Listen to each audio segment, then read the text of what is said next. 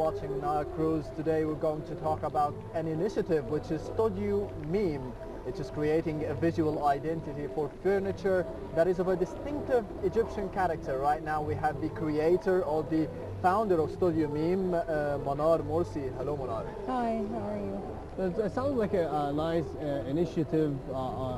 If you can tell us a little bit about the idea itself and how you brought it up. I'm an architect by training. I graduated from the University of Virginia and I did my master's in Princeton in architecture and urban policy. When I came back to Cairo, I worked in a private architectural office, and I thought that it would be a good idea to do a project that had a social impact. So I came up with the idea of Studio Meme, which is working with Egyptian artisans to update their crafts through design, local design, and make their work more contemporary, more appealing to young, hip consumer, whether locally or abroad. I wanted to promote Egyptian traditional artisanal crafts. I saw a lot of potential in working with these crafts, and that's basically it. Yeah. But you usually work with the palm midribs, is that correct, the material itself? My first product line, I also do architecture projects, by the way, but the first product line for furniture was with the palm fiber artisans. And I was very attracted to the design of the typical palm fiber crate that we see on the street that carries the uta, the tomatoes, the vegetables, the fruits, the bread. It's something that's very local, very Egyptian, and it has a history in this region because we don't have wood in Egypt. It's not a local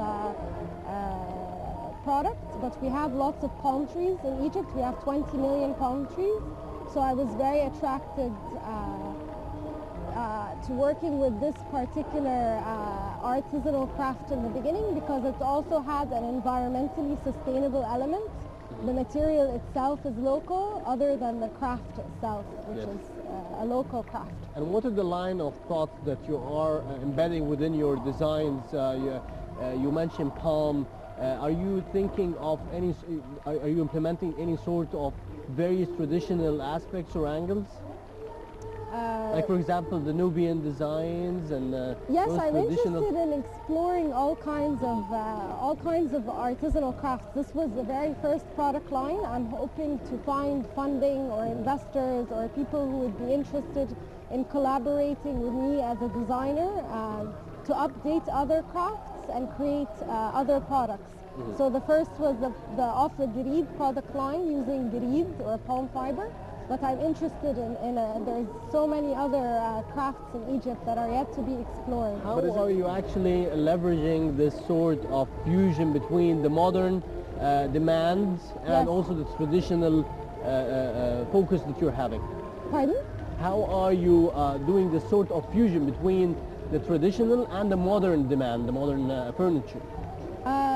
Well, I did a lot of market studies to see what are the trends, what feedback the consumers had. I had focus groups with young married couples because we have a huge market here in Egypt of young couples, and the furniture currently available in the market is either very bulky, kind of locally produced design that's French inspired, and then on the other hand we have imported products.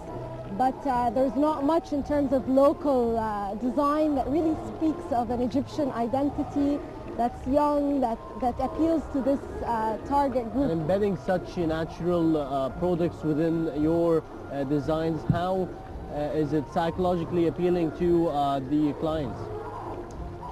I think because it speaks to them, like culturally, it has some relation to what they see every day. It's very young. I don't use even stereotypical sort of symbolism. Like I don't make a wood table and then put a palm Cafe Fatma and say this is local. No, I try to really explore things that are there in our everyday life in the street, like the palm fiber crate. It's something that's ubiquitous, it's everywhere, and I thought that it's something that would appeal to young people because it's adapting a vocabulary that already exists in the street, but reinterpreting it and making it younger, fresh, using colors, using this kind of treatment, collaging it with other materials like glass, metal or wood to make it more contemporary. Would you consider maybe working on a bigger scale in the future, in the near future, designing a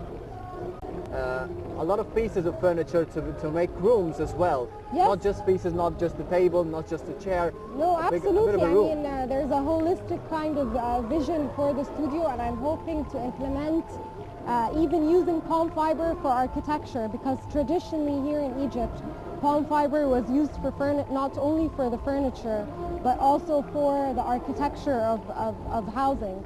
And I think it would make a very beautiful screen element, for example.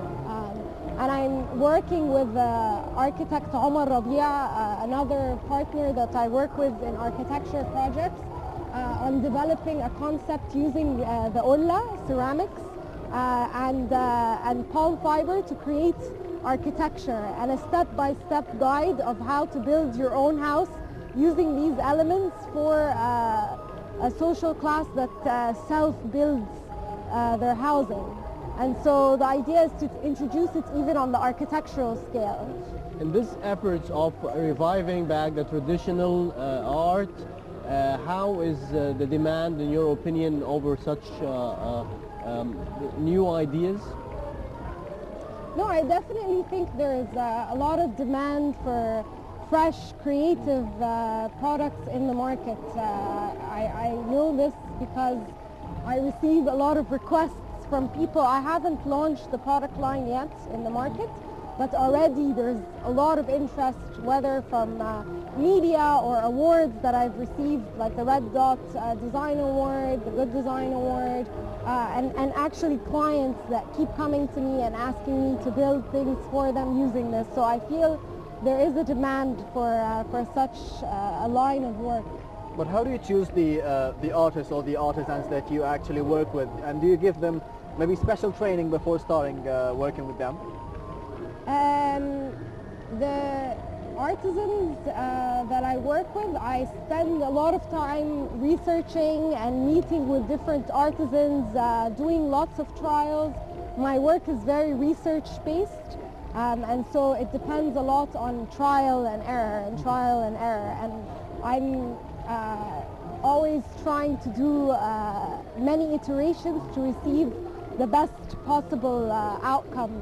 And that's how it works also with the artisans themselves. Well, what they're did you very learn highly from skilled. this experience? Pardon? What did you learn from, I learned, from working with them?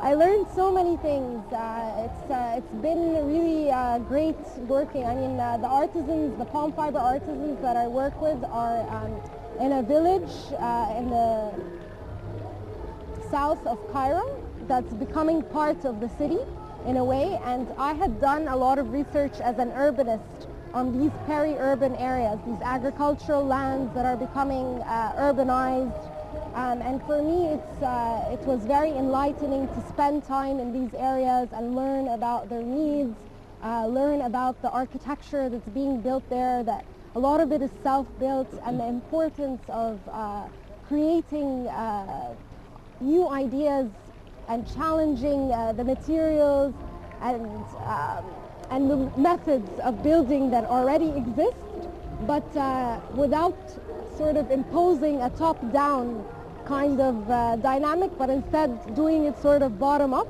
And that I learned with time and with working with them and spending time with them and talking to them.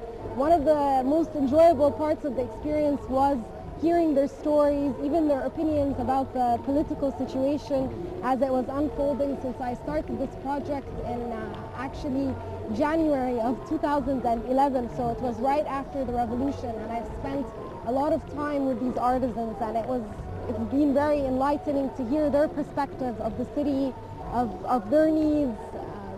So yeah. And how are you getting yourself inspired into new ideas and designs?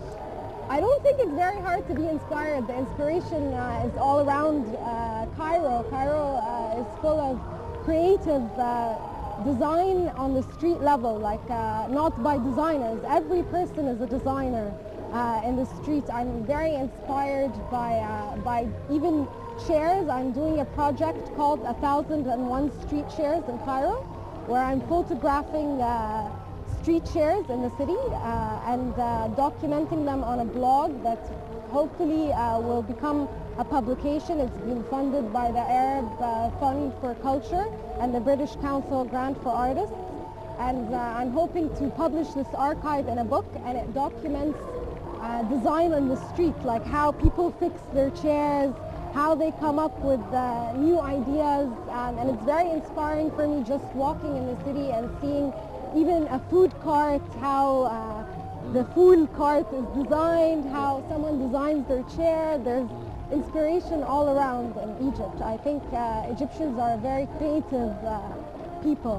But you've received a number of offers from European universities to create workshops bringing European and Egyptian students together regarding your idea, maybe.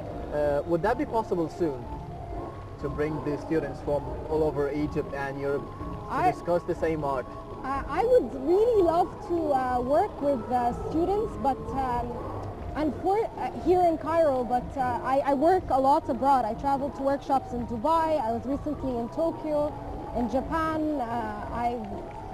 I've done a lot of workshops abroad, but here in Egypt, unfortunately, the climate for designers to teach, they require a PhD, which is very uncommon actually abroad. I studied in Princeton. My dean of the architecture university only has a master's degree.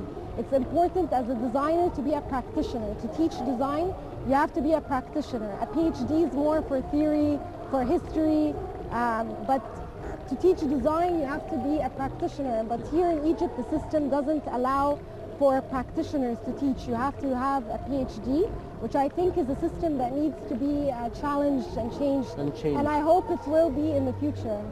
Well, we hope that too. Manar Moursi would like to thank you very much for joining us. It has been a great pleasure to have you here at Nile. Thank you very much. Thank you very much. Now let's move on for a short break and return for more after this break.